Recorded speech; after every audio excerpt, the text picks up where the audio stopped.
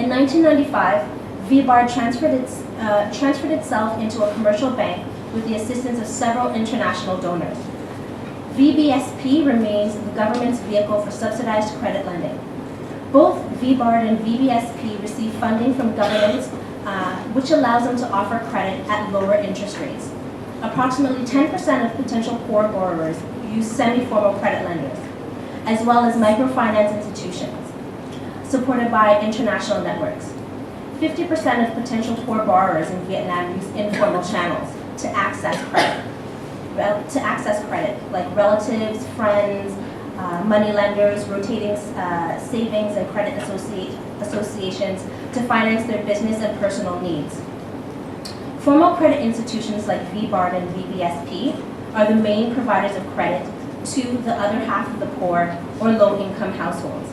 In 2007, VBSP played a dominant role in microcredit market, providing loans to 58.3% of surveyed rural poor households, while VBARD came in second, 23.8% of surveyed rural poor and 19% of the urban poor.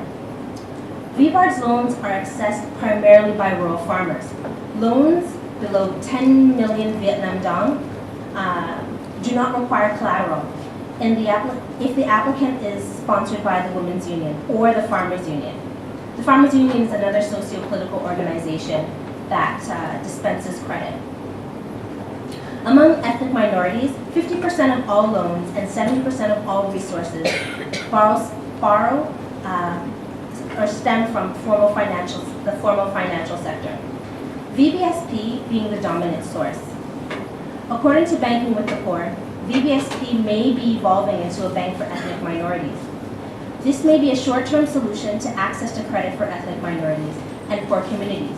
The unintended consequence of shutting out more commercially oriented institutions may make it difficult for the poorest to graduate to mainstream finance or formally involve the poor in banking systems. So for example, banking the unbankable. In addition, the prevalence of the group lending model without joint liability severely reinforces the subsidy-dependent attitude of poor households. Now I'm going to talk about microcredit and as a poverty alleviation tool. Since 1991, Vietnam has experienced rapid economic growth, leading the World Bank in 2007 to hail the country as the new economic tiger in the making, the +1 country in a China +1 investment strategy. From macro to micro levels, economic resources streamed in under various forms, from remittances to foreign direct investment to portfolio investments. Between 1992 and 1993, and between 1997 and 1998, Vietnam Living Standards measurements surveys that the gross domestic product rose from 7.5% to 8.4%. In 1993, per capita income was $170 per person. In 1998, GDP capita per person rose to over $1,000 US dollars. More importantly, the national poverty rate has steadily declined. Within 16 years, the poverty line of $1 per day was more than halved, falling from 51.8% in 1993 to 24% in 2004. Declines in national poverty continued to tumble as rates fell again in 2006 to 16% and 14% in 2007. An integral part of this success was the government's implementation of the Comprehensive Poverty Reduction Growth Strategy, or CPS-RGS. CPS-RGS is a 2001 to 2010 socioeconomic development strategy that sets the national agenda for programs and goals on poverty reduction and job creation in 5-year cycles. It focuses on 7 targets which generally aim to speed up rapid and sustained economic growth, ensure social progress and justice, maintain food security, create jobs, and narrow the development gap between regions and ethnic minorities.